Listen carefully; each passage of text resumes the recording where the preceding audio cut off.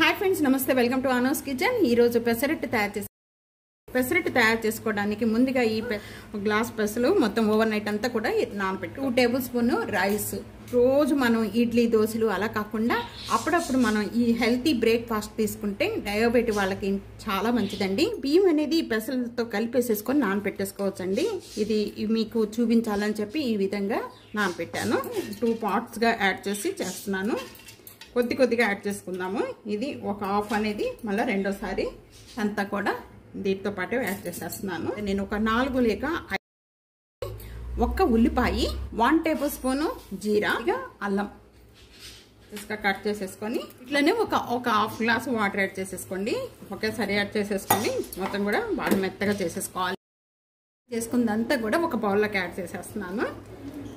మిగిలిందంతా కూడా ఈ విధంగా మళ్ళీ మిక్సీ జార్లో వేసేసుకొని ఈ విధంగా మెత్తగా చేసుకోవాలి కదండి. ఎక్కువగా పొట్టు అనేది ఎక్కువగా క్లీన్ చేసుకోకూడదు. పొట్టు ఇలాగా ఉంటే సగం పొట్టు ఉండి సగం పొట్టు లేకుండా ఉంటేనే పెసరట్టు మంచి బలం అండి. ఇక్కడ సాల్ట్ కూడా దీంట్లోనే యాడ్ చేసేస్తున్నాను. 1 టేబుల్ స్పూన్ చేసేస్తున్నానండి. ఈ విధంగా బాగా మెత్తగా చేసుకోవాలి. యాడ్ చేసేసుకొని ఈ విధంగా కలుపుకోవాలి. చేసుకున్న బ్యాటర్ అంతా కూడా రెడీ అయిపోయింది. ఇప్పుడు మనం పెసరట్టు వేసుకుందాము. కలుపుకున్న పిండి అంతా కూడా మనం పెసరట్టు వేసుకోవచ్చు. ఇప్పుడు మనకి ఏ సైజు కావాలి అనుకుంటే ఆ సైజు అనేది వేసుకోవచ్చు. భలే పల్స్గా వస్తాయండి. అసలు ఎంత పల్స్గా వస్తాయంటే పెసరట్లు. మందంగా కావాలి అనుకుంటే మందంగా వేసుకోవచ్చు అండి. బాగా పల్స్గా కావాలంటే పల్స్గా వేసుకోవచ్చు. గీ యాడ్ చేస్తున్నాను. గీ యాడ్ చేస్తాం వల్ల పెసరట్టు చాలా అంటే చాలా టేస్ట్గా వేగిపోయిన వెంటనే కూడా ఇంకా టర్న్ తిప్పేసుకుందాము.